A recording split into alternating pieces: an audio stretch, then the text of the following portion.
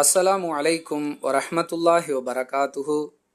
தினமும் ஒரு தெளிவு. தண்ணீரை விற்கக்கூடாது என்று ரசூலுல்லாஹி ஸல்லல்லாஹு அலைஹி வஸல்லம் அவர்கள் சொன்னதாக நான் கேள்விப்பட்டிருக்கிறேன். அப்படி இருக்க தண்ணீர் வியாபாரம் செய்வது சரியா என்பது ஒரு சகோதரரின் கேள்வி.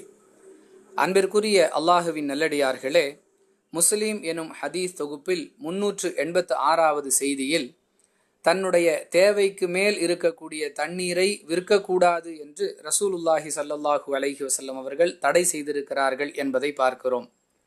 மேலும் மறுமை நாளில் அல்லாஹ் சில மனிதர்களை ஏறெடுத்தும் பார்க்க மாட்டான், அவர்களுடன் பேச மாட்டான், அவர்களுடைய தீமைகளிலிருந்து அவர்களை தூய்மைப்படுத்தவும் மாட்டான், அவர்களுக்கு கடினமான வேதனையும் உண்டு என்று ரசூலுல்லாஹி ஸல்லல்லாஹு அலைஹி வஸல்லம் அவர்கள் அடையாளப்படுத்தக்கூடிய நபர்களில் தன்னுடைய தேவைக்கு மேல் இருக்கக்கூடிய தண்ணீரை மற்றவர்கள் பயன்படுத்துவதை விட்டும் தடை செய்தவரும் அடங்குவார் என்று குறிப்பிடுகிறார்கள். இது புகாரியில் 2358வது ஹதீஸில் இடம்பெற்றிருக்கிறது. இந்த நபிமொழிகளின் அடிப்படையில் தண்ணீர் வியாபாரம் செய்வது கூடாது என்பதே இஸ்லாமிய நிலைப்பாடு.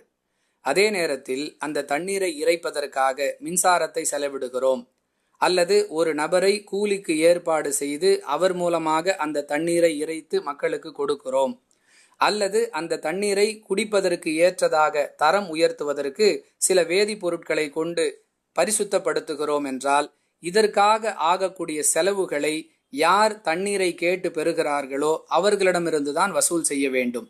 இது மார்க்க ரீதியாக குற்றமாகாது.